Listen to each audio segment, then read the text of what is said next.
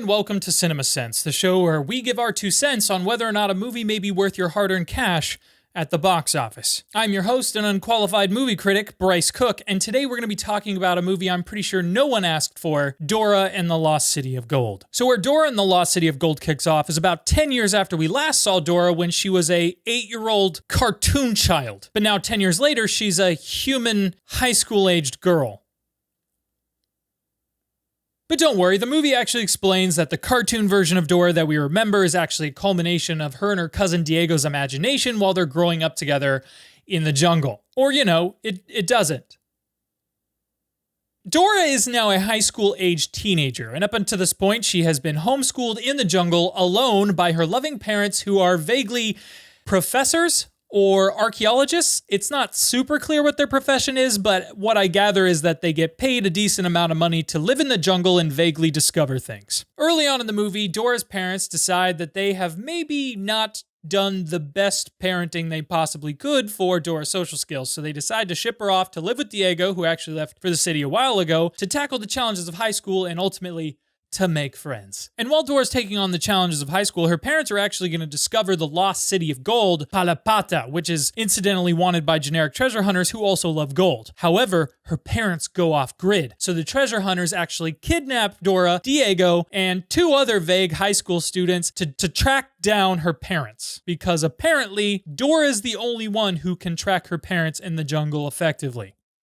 So then Dora goes on an adventure with her new group of high school buddies plus Diego to track down her parents and save the City of Gold. Simple enough. Okay, so with the plot out of the way, let's dive into some of the good things about the movie that I actually liked. I will say that this movie does a great job at capitalizing on the nostalgia of growing up with Dora the Explorer. Like, if you knew the cartoon, there's going to be parts out of this. They're going to even use little jokes throughout the movie that kind of reference the cartoon that is going to make you laugh and kind of be like, classic Dora, okay? Like, they do a good job of that. And the comedic timing for some of the bits that they do really got me laughing too. They know when to put them in there. They directed the actors in the perfect way in order to make some of these bits land, even though they're a little over the top, which makes sense because it's a kid's movie. But that's, for me, that's about everything that's good about the movie, because the rest of it, to me, was flaming garbage. And this may be a controversial opinion, because honestly, if you've got kids, you may love this movie. And I don't know how to explain that other than, like, if you've been watching a lot of kid material, like, I think kids watching this movie will love it, because it is very, very over the top. Very slapstick. I mean,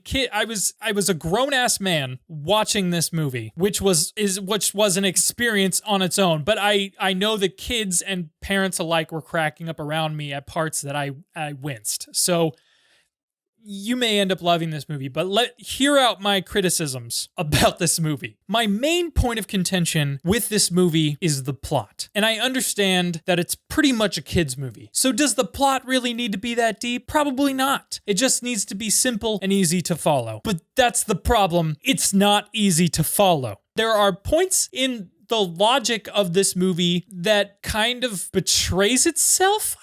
So at the beginning, they play off that, like I said, the Dora cartoon is actually their imagination when they're younger. But as they're older and progress through the movie, we find out that stuff from the cartoon is real. Like, Swiper is a real fox who talks and wears a mask and gloves and steals that. He works for the treasure hunters. What? And then other elements of the plot are just like shoved in last minute because they're like movie buzzwords, like magic is thrown in there, like magic happens.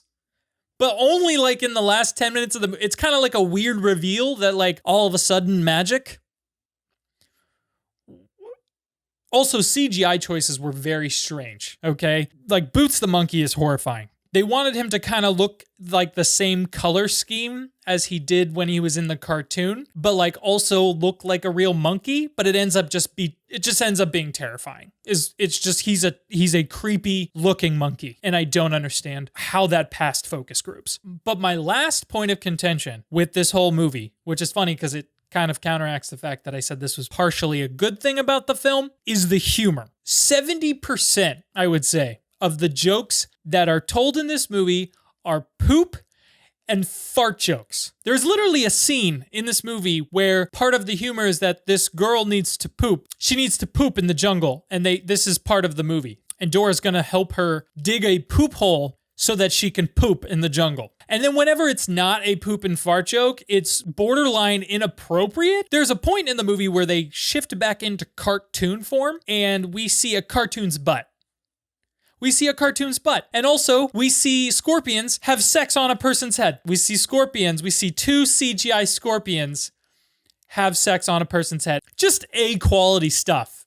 Not cringy in the slightest. I mean, this movie just really felt like it didn't know who its audience was. Like, it was packaged as an adventure family film and definitely had a lot of stuff for kids in it, but there was a lot of humor that was aimed towards adults that just made me wince and wonder, like, ooh, like, if you think about it, I don't know that should be in a kid's film. So I just kind of walked away feeling icky, and I would say this wasn't a complete dumpster fire, and I probably have a lot stronger emotions about it than most people who go see this film, but I honestly wouldn't say go spend your money at the box office. Like, it's worth streaming it or renting it when it gets to that point. Like, if you watch Dora the Explorer growing up, or you have kids, like, do that. But going and seeing the movie, I feel like it's a waste of a ticket price. So save yourself the money, rent it when it comes out, and you can see for yourself. But honestly, that's just my opinion. You know, did you go see the Dora movie, or are you going to avoid it like the plague? You know, what are your thoughts about this whole thing? Let me know in the comments below, because I really honestly want to discuss this stuff. So let's talk about it. Thank you so much for tuning in, and I will see you for another movie review in the next episode of Cinema Sense.